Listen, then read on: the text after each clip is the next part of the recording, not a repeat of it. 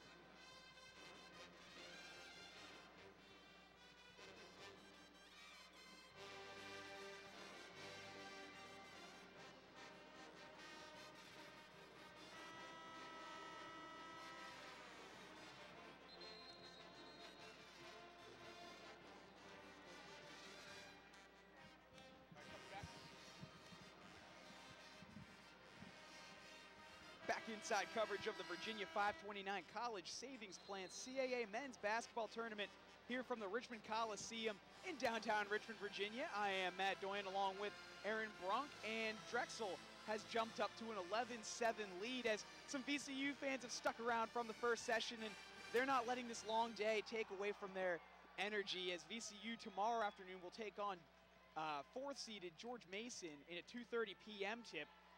Right now, though, with the action at hand, Denzel Bowles will have a chance for his first point of the ball game, and he makes good on that from the stripe. That last foul right there against JMU was on, I believe they called that on, I missed it. I believe it was on Sammy Givens. Sammy Givens, that's correct. And so Bowles makes both free throws. JMU back to within 2. It's Fouch along the perimeter to the left side. Finds Thomas. Thomas to Fouch. Fouch gets smacked in the face as he released that 3, and there's no call as Fouch missed, but he wisely gets back on D. It's going to be an interesting matchup, too. 2 freshmen in Darren White and Chris Fouch. Now, this matchup is going to be something interesting to watch. 2 all-rookie selections, so it's going to be an interesting battle to watch these 2 go at it tonight. Niesler with some very aggressive defense works against Bowles, but it doesn't prevent the big man from getting the and-one opportunity, as Niesler's going to pick up his 2nd foul of the contest. And that was the last thing that Drexel wanted to do at this point, was let Denzel Bowles get rolling here. He was kept scoreless for the first 8 minutes of this ball game, got to the foul line, and made a nice spin move over Niesler. Niesler just unable to stay straight up and got a hand on, Bowles as he went up. Denzel Bowles just a force to be reckoned with down low.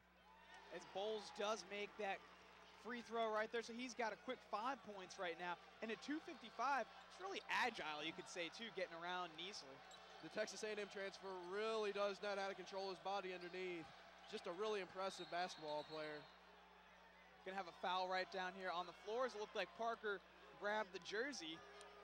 That foul is indeed going to go against Matt Parker. That's his 2nd of the contest. 14 foul now on JMU, so they're going to have to be careful as we ease down into the second half of the first half to keep themselves out of foul trouble. One person you can't say has done a good job with that, Denzel Bowles, no fouls yet. He fouled out the last time these 2 teams met. Harris over to Fouch. Fouch looks to go baseline, runs into a double team, so he swings it to Thomas. Thomas inside the paint, and that's good. Nice look there by Chris Fouch, dumping that ball back into the paint. Thomas able to make the finish, but Chris Fouch, the freshman, really created that all by himself, driving to the baseline. JMU with the ball. Ben Louis specifically goes to his right, and he was pushed right there. Looks like they're going to get McCoy. No. They're going to get Harris for that Harris. Two men were right there for Drexel. It goes to Jamie Harris, first of the game. Ben Louis, a very, very quick ball player. It's tough to keep up with him. You got to slide your feet well to get in front, and Harris just not able to get in front of him on that. It's going to be interesting to see these two guys. It's Wells who misses the gimme down low.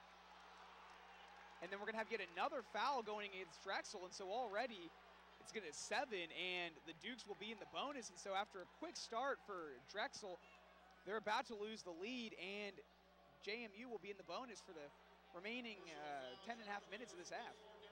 And JMU's really been able to put in a good run here.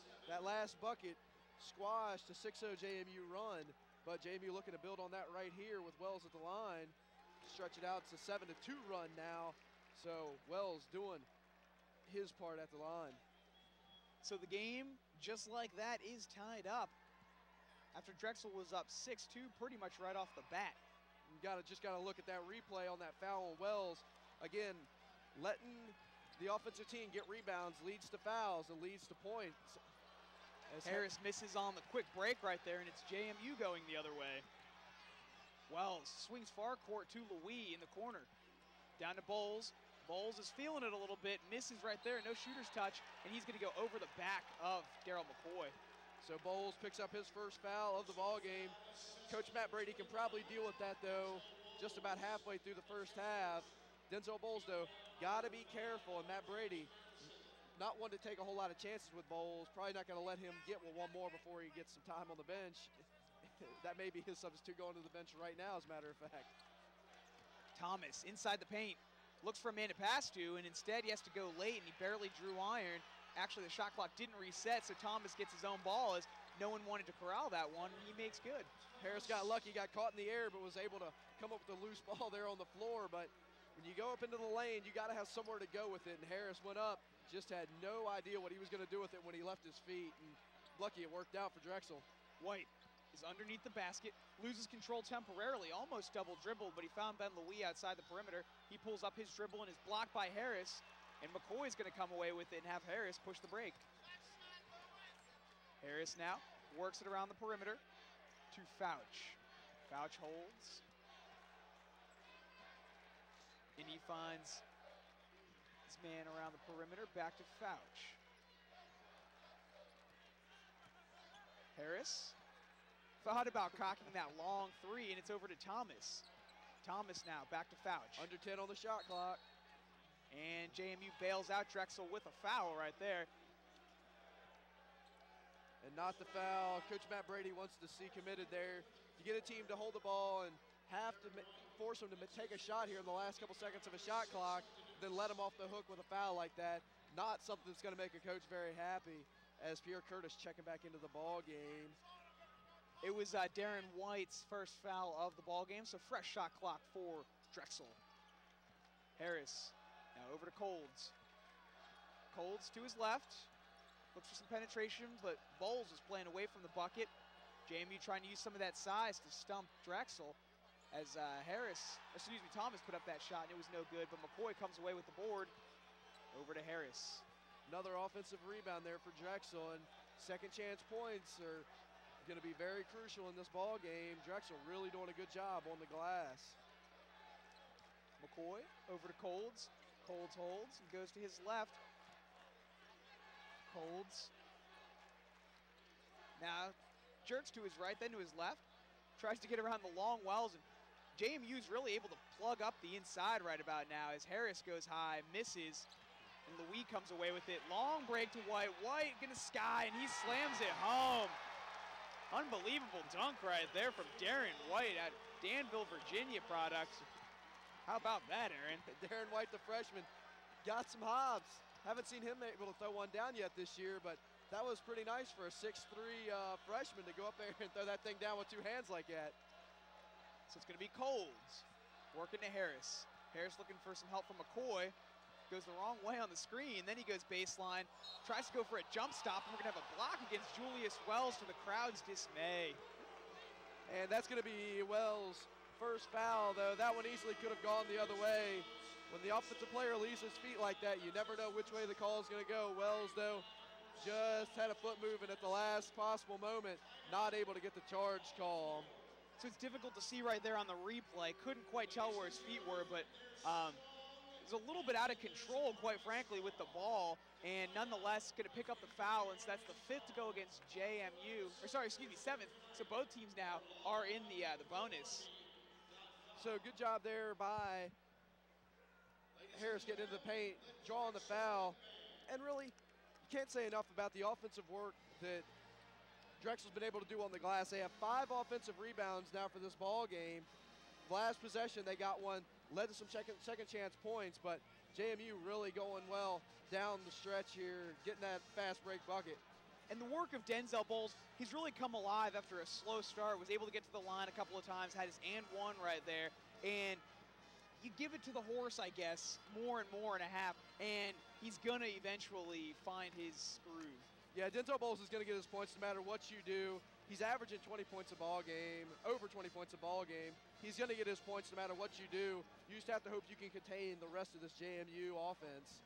And you talk about guys like, and Darren White, obviously, with that big Mamma Jamma slam home, but guys like Larry Sanders, Robert Nwanko, you know, Mike Morrison's coming along, but the premier post players in this league, obviously can't forget about Gerald Lee. You really have to have Denzel Bowles right in that conversation, if not at the top of that list.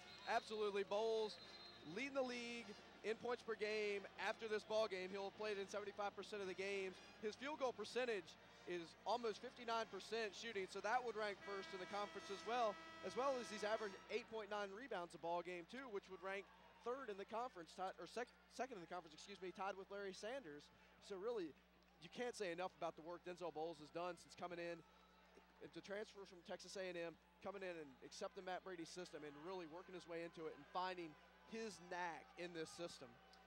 Denzel Bowles is from Virginia Beach, so it's not a totally random spot to pick a CAA school in Virginia coming from Texas. He's not native to there, but he's a redshirt junior, only got 1 more year of eligibility left, but if JMU has some of their healthier players come back, then they could be a force to be reckoned with next year, because Devon Moore, last year's Conference Rookie of the Year, missed this entire season because he banged up his knee just days before their opening contest back in November. And they're missing Andre Semenov, Dasmond Thornton. I mean, this has really been a shorthanded team as Harris goes 1 for 2 from the stripe, but Drexel is able to regain the lead. Yeah, losing Devon Moore was a huge blow to this James Madison team, but they've really responded well, and they're trying to do the best they can with what they've got. And if they're able to win a first-round game, they could really make some noise in the CAA tournament. Pierre Curtis puts the Dukes back on top. He's up to 5 points in the ball game. Thomas to Niesler. Back around to Harris. More around the horn action to Colds. Colds swings to his left. It's Harris. Now to Thomas. Thomas looking for a screen from Niesler. Chooses not to use it. Instead, it's Harris driving the lane down low, and he's hacked. Say it over and over and over again. Harris knows how to get into the paint, and you wonder why the little guy's scoring 14.5 points a ball game. That right there is the reason why, because he knows how to get into the paint and draw defenders to him. Draws 2 defenders to him, and nobody's able to go up and get to the block clean. Pierre Curtis picks up the foul. Darren White gets the foul right there. Pierre Curtis looked like he had a pretty clean look at it, but who knows how Harris's window would have been if White hadn't fouled right there. So right back to the line goes Harris, and he's no good on his first attempt. So Harris, 2 straight misses now from the stripe. Not something you see often out of an 82+% free throw shooter. So Thomas takes a seat on the bench. Chris Fouch back in the lineup. Fouch had a trip to the line earlier on. Harris shoots on that free throw, or shoots the free throw against that hoop, and both hoops have the Jumbotron right behind them, and it's a bit of a difficult vantage point for those guys, really anywhere you are head on, you're kind of watching yourself play up on that screen. It can be a little bit